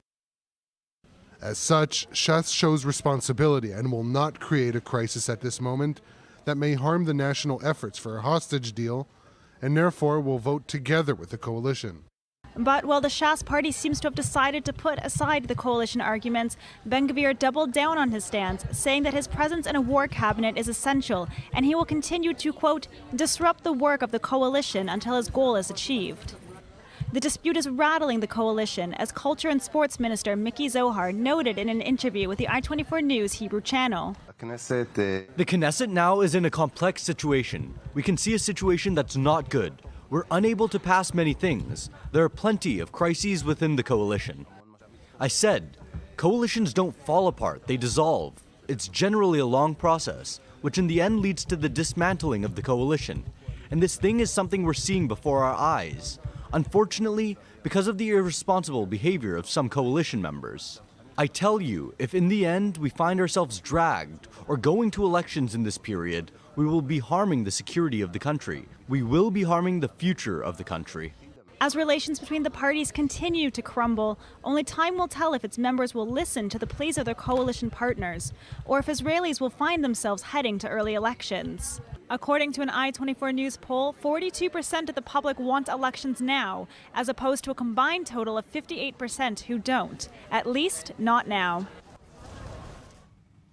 Turning now to the disturbing spike in anti-Semitism in many parts of the globe since the Hamas terror rampage on the 7th of October, not to mention the rampant hatred online. Now, Australia has been proactive in hiring its first ever envoy to combat anti-Semitism, but Jewish communities in the diaspora are still increasingly worried. Our Joe Brown has more in this report. It is a sentence that has been uttered a lot in the last few years, because unfortunately, it still holds true. Anti-Semitism across the world is reaching levels not seen since the Second World War.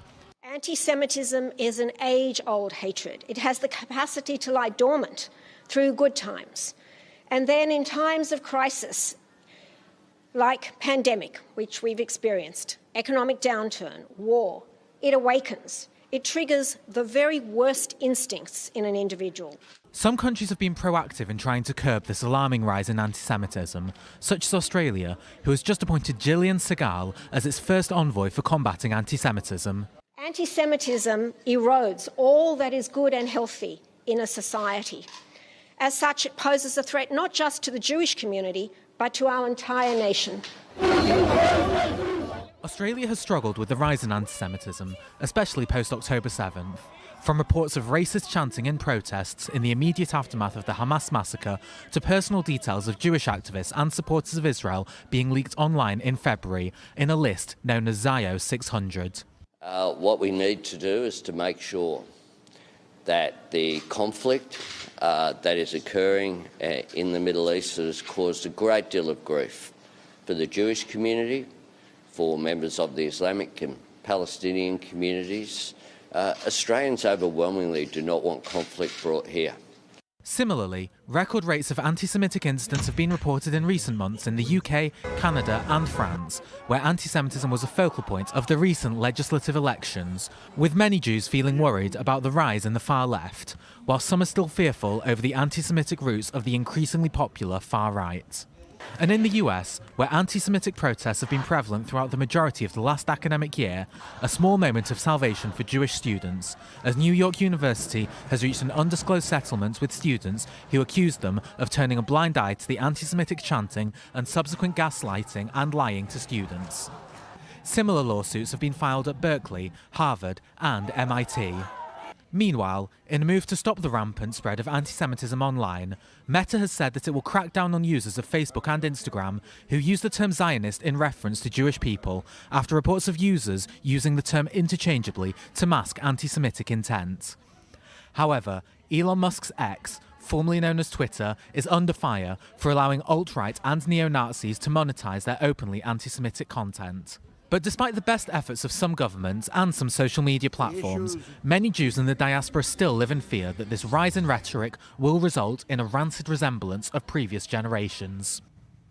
So for more, it's a pleasure to welcome to studio Michael Kotler-Wunsch, Israel's Special Envoy for Combating Anti-Semitism and a former Member of Parliament. Michael, thank you so much, as always, for being here. A very difficult time in the country. I want to start with a story that we broadcast on at the start of the show.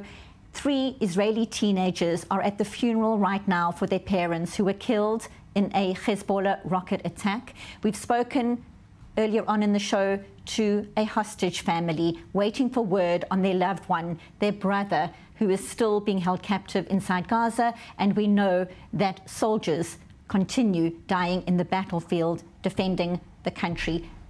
The country is in so much pain right now. What insights can you share? So, Benita, actually, you know, we're in the midst of a multi-front existential war for the existence of the State of Israel, for the Jewish people, and I would say for humanity. And we'll talk a little bit about the framework through which anti-Semitism makes that accessible. But one thing that I want to say every morning as we turn on the news and hear those unbearable words permitted for publication and look at the name and the face and the story of another soldier, or of this couple, a father and a mother, yesterday targeted by rockets, a barrage of rockets from Lebanon that has been ongoing since 10/7. One thing that I want to say about that just for a moment is this is an incredible people. The resilience and the strength, and every word at every funeral that I've attended and every shiva that I've heard, the understanding that this is a people that knows why we are fighting and what we are fighting for, makes me certain that we will prevail. Anti-Semitism is just another war front. Anti-Semitism is a predictor of the national security threat that it presents not only to the State of Israel as the Jewish nation state, but actually to every single place and space, country, institution, university, social media space that allows it to fester and to permeate. And in that, we have our work cut out for us and a very important role at that. I congratulate my counterpart in Australia for being appointed. She joins what is about 30 special envoys for combating anti-Semitism. And I mentioned before, we will be convening, in fact, I will be meeting her there for the first time in Argentina, at the 30-year commemoration of the Amia Jewish Community Center bombing in Argentina by the very same Iran whose proxies continue to threaten the State of Israel and that peddles the same anti-Semitic hatred that we have to combat.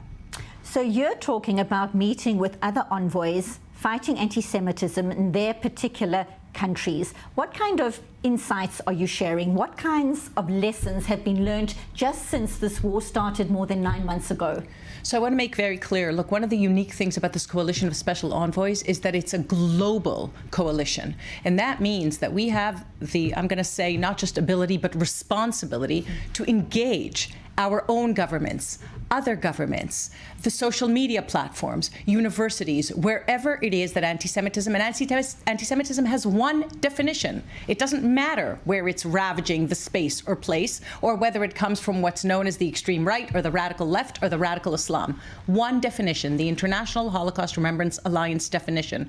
It is critical that that becomes the looking glass for all of us that want to actually identify and combat this ever-mutating, shape-shifting hatred that today, very clearly in a post-10/7 reality, manifests in what is known as anti-Zionism, or the negation of Israel's very right to exist. There is no chance of combating anti-Semitism if we do not identify and combat this strain, mutation, that has become mainstream, that has become normalized, and that in the name of actually attacking Zionists, we saw in the online spaces, but it's offline, and it's on the streets, and it's on the university campuses, and frankly, it's in parliaments around the world that you can say anything in the world about a Zionist and actually say, but that's not anti-Semitism. Oh, but it is, according to the IRA working definition.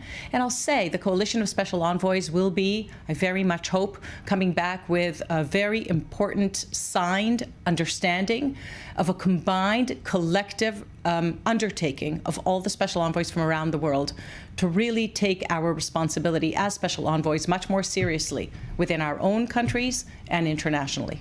And given the concerns online, and specifically the term Zionist, which it's incredible to see the connotation that can be changed depending on the user. What is your take on Meta and the stance that they have taken? It certainly has been lauded by many parts across the world. I want to explain actually a little bit more about that. So when we first engaged the social media platforms in Israel's Knesset, as a member of Knesset actually, we asked all the social media platforms to not only enable us with transparency to understand the algorithm and their policy and their implementation of policy, but in fact to afford Jews the very same protections that they afford every other group on their codes of conduct, so to speak. Now, there are, in fact, protected characteristics, not just on Meta, on all of the social media platforms. And the fact that Zionist is just used as code for Jew, and actually very negative connotation code for Jew, enabling to actually use every one of the anti-Semitic tropes and blood libel that we know anti-Semitism from, the traditional anti-Semitism that blames the individual Jew for controlling the world, delegitimizing the existence of the individual Jew or the Jewish nation state, and so on, according to the IRA working definition. Well, Zionist is just used as code for that. And therefore, what we asked all of the social media platforms, and Meta was the first to actually partially incorporate what we asked for, is to add Zionist to their list of protected characteristics, because Zionist is the identity of the majority of Jews. Right. The identity, it's not a political statement, the identity of the majority of Jews, the identity of many non-Jews who self-define as Zionists, believing that Israel has the right to exist one Jewish country of all the countries around the world. And therefore what they have done is actually identify some elements of Zionists that will be protected as all other identities, not different, not special, all other identities protected on Meta. That includes Instagram, that includes Facebook. And now we'll see two things. One, that they actually implement this new policy. Right. Two, that other social media platforms hopefully follow suit. And three, if I may add, the importance of understanding that really what we need to be demanding of social media platforms for whom this is a business model is transparency, as I said before. Transparency of their algorithm, transparency of their policies, and transparency of the implementation of their policies, so that we understand what it is that happens online that polarizes and fragmentizes our societies, not just with regards to anti-Semitism, of which we have seen a tsunami in response to the 10/7 massacre and the war raging in Israel since. A staggering tsunami indeed. As you alluded to earlier on in our conversation, certainly you do have your work cut out for you. All the best in Argentina, and we look forward to hearing more about it on your return. Michal Kotler-Wunsch, Israel's Special Envoy for Combating Anti-Semitism, thank you as always for being here on The Rundown. Thank you, Benita. Now, onto the issue of humanitarian aid entering the Gaza Strip. More than 9 months into the war, the IDF is criticizing the United Nations for failing to allow aid to get into the Palestinian enclave. Our correspondent Balir Sladin was at the Kerem Shalom crossing earlier, and he filed this update. From here, from the Kerem Shalom crossing, located in the far south of the Gaza Strip on the Israeli border, trucks carry goods and medicine to Gazans who have been suffering from this war for 9 months. Amid international criticism over, quote, insufficient delivery of adequate aid, the Israeli military is trying to present its side of the story and point the finger of blame at the United Nations. We're making all efforts possible to bring in efforts. We have as a goal to flood Gaza with humanitarian aid, whether there be food, medicine, water.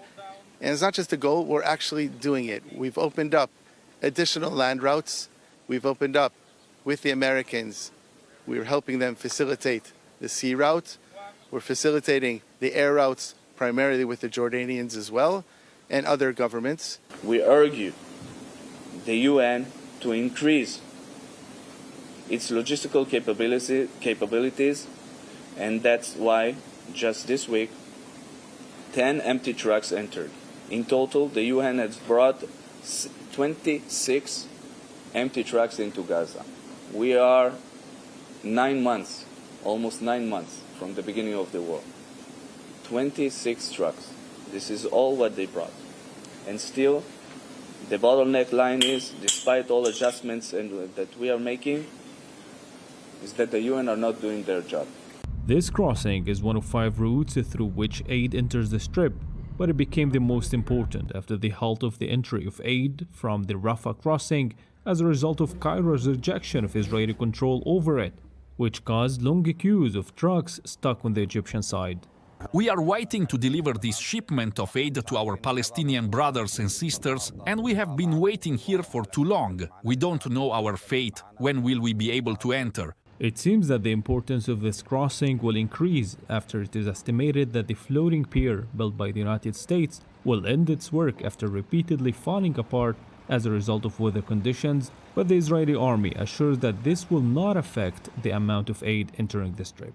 For today, there are organizations that are bringing ships into the Ashdod port, offloading the pallets, taking trucks, and moving it through areas or so they can still use those routes.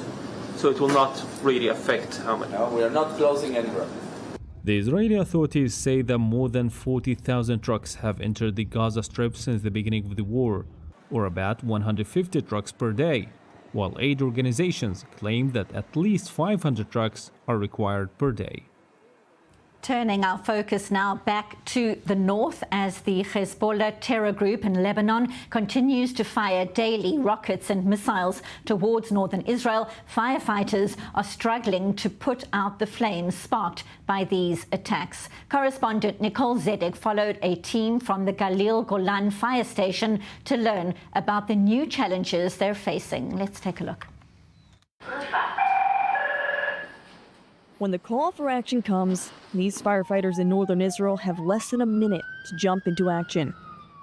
But where the main danger used to be the flames, now it's the rockets. Now the war is much more difficult because a firefighter also has to think about how he solves the incident, how he carries out the mission in the complex arena, in the dangerous area. And on the other hand, he has to open his eyes, to look wide, to listen. He has to look at the sky so he doesn't have a rocket on his head. Battling a blaze under constant attacks from Hezbollah in Lebanon. It's hard for us. We've known this area for decades. As a result of rocket fire by Hezbollah, one rocket shot landed here in the area, as you can see below. It set the forest on fire here, and we fought for dozens of hours to prevent greater damage. Since the beginning of the year, more than 25,000 acres of land had burned across northern Israel, leaving trees like this completely burnt to a crisp, ash all over the ground. And it's up to the firefighters to try and come here and put out the blaze. It's not one fire. If 50 rockets are fired, then there will probably be 60 fires. Why? Because the speed of the fragments of fire. So we find ourselves in multi-scene events where there are many, many focal points. Due to the constant threat, the Galil Golan station has more than doubled its forces, with teams filling in from all across Israel. At this stage, we have teams from Tel Aviv, Ramat Gan, Herzliya, from all over the country who are coming so that we can actually deal with the task. Plus an outpouring of help from outside organizations.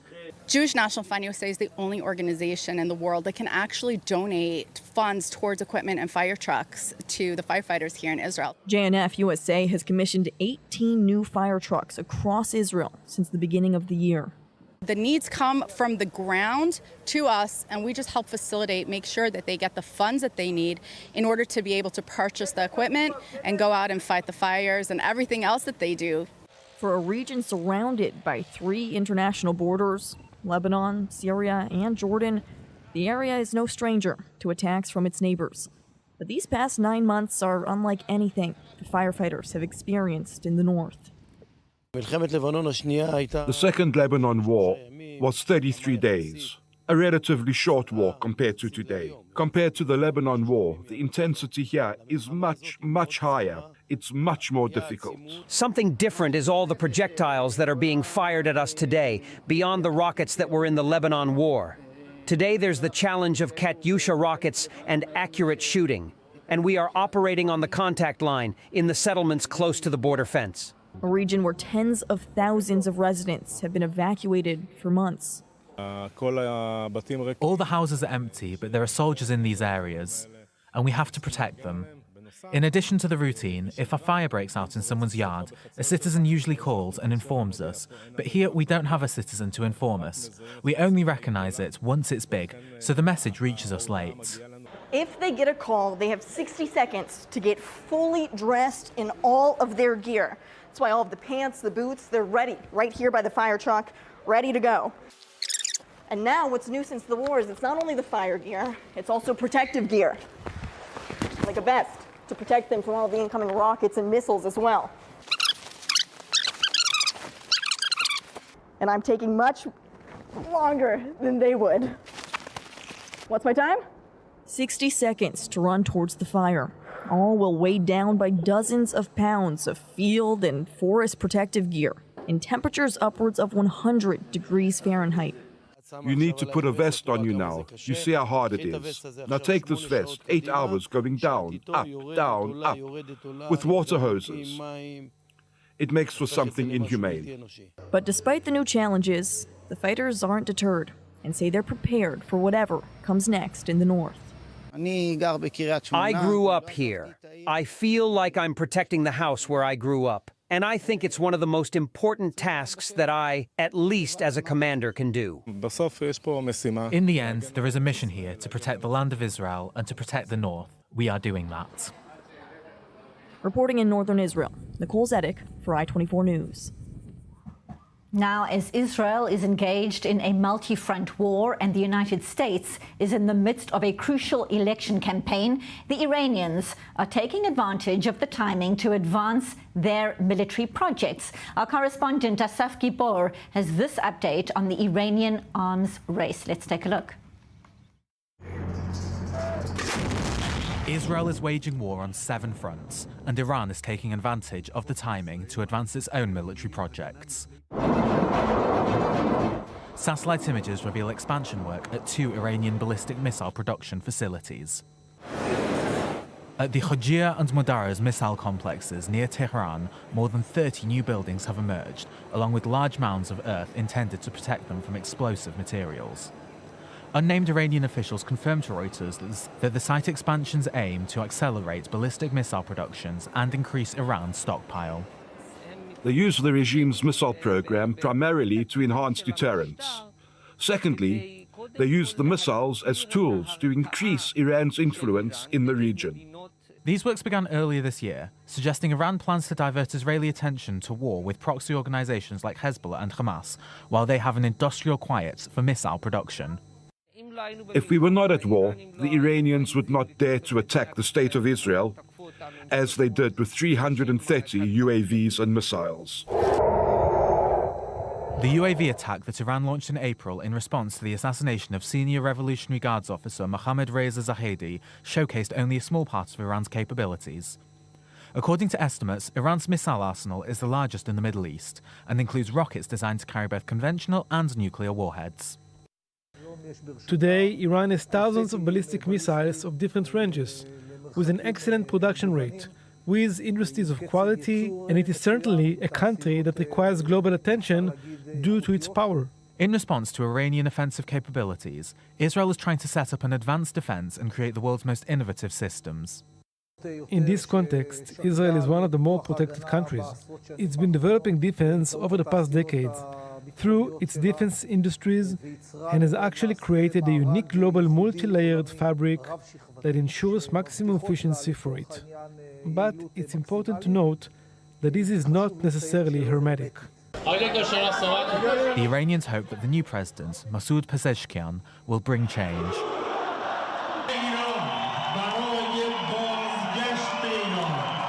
Everyone in Iran wants a strong country, a country that can deter its enemies. There's a lot of opposition to the regime's policies. Many people in Iran believe this regime creates enemies for Iran instead of focusing on oil, gas, and exports for the Iranian people. Can President Pezeshkian change the regime's policy? That depends on Ayatollah Khamenei. Meanwhile, Israel is trying to find security solutions to deal with the Iranian military development that continues its nuclear and ballistic capabilities development program. We fear Iran, but we forget that our army is bigger and stronger than the Iranian army. Iran is very far from here and is becoming stronger, partly out of fear of us. And that's a wrap for the Rundown for today. Back again tomorrow, same time, same place. I'm Benita Levine. Thank you for watching. This is I24 News.